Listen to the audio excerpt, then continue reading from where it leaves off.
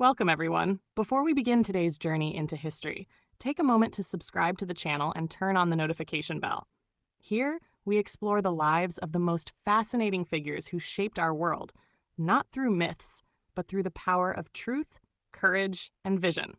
So, sit back, relax, and let's travel more than 2,000 years back in time to meet one of the most powerful and misunderstood women the world has ever known, Cleopatra Seseth, Philopator, the last queen of Egypt. Born in 69 BC in Alexandria, Cleopatra entered a world shimmering with gold and blood. Egypt was still magnificent, the jewel of the ancient world, but its glory was fading under the shadow of Rome. Cleopatra's father, Ptolemy the XII Auletes, ruled uneasily, dependent on Roman power to keep his throne. Even as a child, Cleopatra watched envoys from distant lands bow before her father, and she noticed how Roman coins, Roman soldiers, and Roman threats all crept deeper into Egyptian life. It planted a seed in her mind, a realization that power was not inherited, it was maintained. When her father died, Cleopatra was only 18. She became queen alongside her younger brother Ptolemy XIII, but the throne of Egypt had never been safe for siblings. The Ptolemaic dynasty, Greek rulers of Egypt since Alexander the Great, was notorious for rivalry, betrayal, and even murder within the family. Soon, the palace became a battlefield of whispers and schemes. Court advisors pushed her brother to seize control, and Cleopatra found herself driven from Alexandria into exile. For most, exile would have been the end. For Cleopatra, it was only the beginning. From the deserts of Syria, she began to plan her return, and fate, as if charmed by her audacity, brought her the most powerful ally of the ancient world, Julius Caesar. Caesar had arrived in Alexandria to chase down his rival Pompey, but instead found himself entangled in the deadly politics of Egypt. Cleopatra knew she needed his favor, not just to reclaim her throne, but to secure Egypt's independence from Roman greed. In one of history's most famous scenes, she had herself smuggled into the royal palace rolled inside a carpet, which was unfurled before Caesar. When she stepped out, dusty yet regal, her charisma filled the room. She didn't plead, she persuaded. She didn't beg, she reasoned. Caesar, seasoned by war and politics, saw in her a mind as sharp as his own. Together, they defeated Ptolemy XIII's forces. Cleopatra was restored to the throne, this time ruling beside another younger brother, Ptolemy XIV, but in reality, she ruled alone. Egypt once again had a monarch who understood both statecraft and spectacle. Cleopatra was fluent in multiple languages. Unlike other Ptolemaic rulers who relied on Greek, she spoke Egyptian and addressed her people directly. She revived religious traditions, restored temples, and stabilized the economy. Her reign became a rare moment of prosperity in a time of chaos. But Cleopatra was not content with survival. She wanted Egypt to thrive beyond Rome's shadow. Her relationship with Caesar soon deepened into romance, not just of passion, but of politics. She bore him a son, Caesarion, and visited him in Rome, dazzling its citizens with her elegance and intellect. Yet her presence stirred resentment among Roman senators. When Caesar was assassinated in 44 BC, the world of power she had built around him collapsed overnight. Cleopatra returned to Egypt, heartbroken but unbroken. She ruled fiercely, now as the mother of Caesar's only living heir. But new storms were brewing in Rome.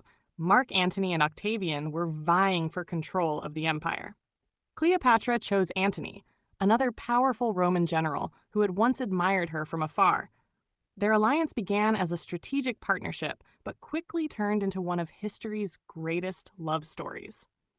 When Antony first met her on the river Cydnus, Cleopatra arrived in a barge adorned with gold, its sails perfumed with incense, musicians playing as she reclined beneath a canopy, dressed as the goddess Isis. Antony, a man who had faced armies, found himself speechless. Yet Cleopatra was not seducing him merely with beauty. She spoke of politics, trade routes, naval power, and the promise of a shared empire. She knew that love and power often walked hand in hand. For nearly a decade, Cleopatra and Antony ruled the Eastern Mediterranean together. They celebrated festivals, minted coins bearing both their faces, and raised children. To their enemies, they were reckless lovers. To their allies, visionaries attempting to create a new world order. One that placed Egypt and the East at the heart of global power. But in Rome, Octavian painted their union as treason. He claimed Antony had fallen under the spell of a foreign queen and no longer served Roman interests. The propaganda worked. In 31 BC, the two sides met in the fateful Battle of Actium. Cleopatra commanded part of the fleet herself, but Octavian's forces triumphed. Antony and Cleopatra fled to Alexandria, their dreams sinking beneath the Mediterranean waves. Surrounded by betrayal and defeat, they made one final choice: to die free rather than live humiliated. When Octavian's army entered the city, Antony, believing Cleopatra already dead, fell on his sword. Mortally wounded, he was brought to her chamber. Legend says she held him in her arms as he died, whispering that they would meet again in the next life. A few days later, Cleopatra prepared herself for death. Refusing to be paraded through Rome as a trophy, she chose the most poetic exit in history. Dressed in royal robes, surrounded by gold and incense, she held an asp, a venomous Egyptian serpent, to her skin. The bite was swift, silent, and symbolic, a queen claiming her own fate. When Octavian found her lifeless body, he ordered that she be buried beside Antony, an act of respect for the woman who had defied empires. Cleopatra's death marked the end of the Egyptian monarchy and the beginning of Rome's domination, yet her legend never died. Artists, writers, and historians through centuries have debated who she truly was: a manipulative seductress or a visionary ruler, a lover of power or a woman ahead of her time. The truth is that Cleopatra was both, and more.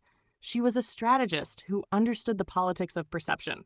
She turned her femininity into diplomacy, her intellect into influence, and her tragedy into timelessness.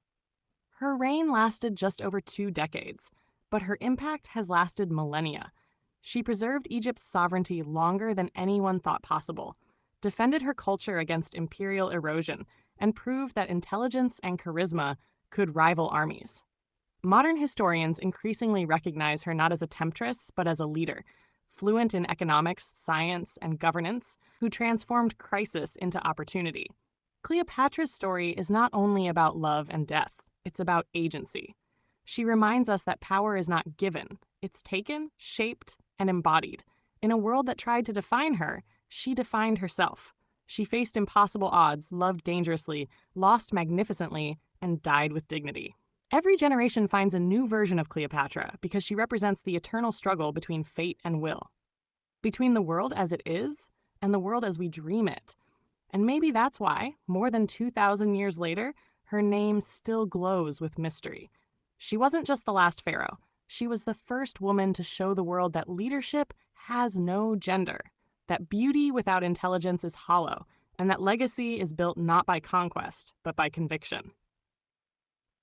If this story moved you, if it reminded you that power, grace, and resilience can coexist, make sure you subscribe to the channel. We'll keep uncovering the lives of those who dared to defy their times and rewrite history in their own voice. This was Cleopatra, queen, lover, and legend. And her story, like her spirit, will never die.